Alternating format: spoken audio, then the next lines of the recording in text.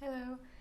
Today we're going to talk about Mesopotamia, which was the first cradle of civilization. It wasn't the only cradle of civilization, but it was the first one. So, the first thing I'm going to talk about is the name Mesopotamia, and Mesopotamia is a Greek word that means between the rivers. And which rivers? The rivers Euphrates and the river Tigris. And if you look at the map, you'll notice that that these rivers are in Iraq, in modern day Iraq, but at that time it was Mesopotamia, of course. And Mesopotamia is also known as the Fertile Crescent. Why is it known as the Fertile Crescent? Because of the irrigation systems that could be developed in Mesopotamia, precisely because of these rivers, Euphrates and Tigris, and also to some extent the river Nile, which is in Egypt, but it was mostly Euphrates and Tigris. But what did this fertility lead to, right? Why is it known as one of the most important moments in human history? Why is it such a pivotal point for humans? In the previous video, I talked about how civilization came into being, and in this video we're going to talk about the social and technological and political and religious consequences civilization had on the first humans that were living in a civilization, which were the humans in Mesopotamia. So I can start with the first cities in the world, right? And these cities were located in Sumer, I don't know how to pronounce it, but Sumer in Mesopotamia, it is a place in Mesopotamia, and these three cities were known as Eridu, Uruk, and Ur. And if you know Abraham from the Bible, Abraham was from Ur of the Chaldeans, so he was actually from Mesopotamia. And the main things I think that these cities had, what life was like for them was the division of labor. They divided the tasks among themselves and organized religion. So there was a structure in their society for the first time, and they were known as theocracies. So instead of kings governing these cities and this area, there were priests who were the governors initially. But later on, the wars in Mesopotamia led to generals and military men getting the upper hand. They then became not only the governing forces, but also the religious leaders and the representatives of God or gods. So yes, that's a bit about the society. What else? Yes, different status. So after the origins of civilization, people had social differences now, because people divided labor amongst themselves, and that meant that some people were privileged and others were discriminated against, because there's a class system now, there's a structure in society, but simultaneously this division of labor and this theocracy means that there's a power imbalance in people. So there were even slaves in Mesopotamia.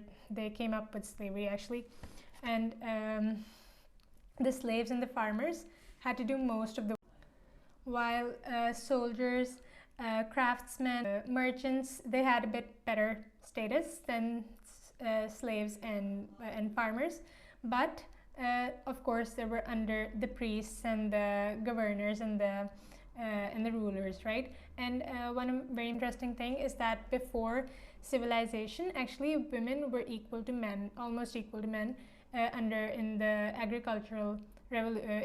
agricultural society. But in civilization, when everybody was assigned these different tasks, women got the task of upbringing kids and the household works, right? So while the men were to take care of society and go into the world and do all of that.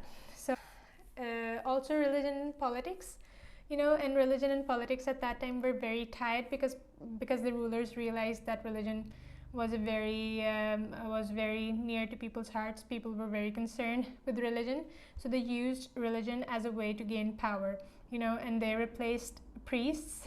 They replaced priests as the heads of society, and they presented themselves as the representatives of gods. So that meant that religion played a part in strengthening the power of rulers. But it also meant that if something bad happened, if some catastrophe hit Mesopotamia, then they got the blame for those things. So, you know, it was kind of religion and politics were linked since the start of civilization. So now I'll talk a little bit about the development that happened. And there's a lot of development that happened due to civilization. And the first thing, the most important thing maybe, is the development of writing systems. And Sumerians came up with cuneiform, I think it's called. Yeah, cuneiform. And it was a way of writing. Yeah, they would write or like draw these symbols in a piece of clay while it was soft, and then they would wait for it to dry out. And so they would have taxes, they would write taxes on these pieces of clay, and stories and accounts and all of these things they would write on this. And this made made the governing of the state easier for the rulers and for the governors and stuff. And also, by the way, since history is dependent on written sources, everything before this period, everything before 3300 BC, when cuneiform was invented by the Sumerians, is known as prehistoric. And the research on that part of history is done by other disciplines, not historians. It's done by, for example, scientists, because history is dependent on written sources. So history starts here when Sumerians invented this cuneiform. And also, this is also the start of Bronze Age, okay? Because I don't know why exactly, but I think it has something to do with the fact that history starts here, so Bronze Age starts here maybe.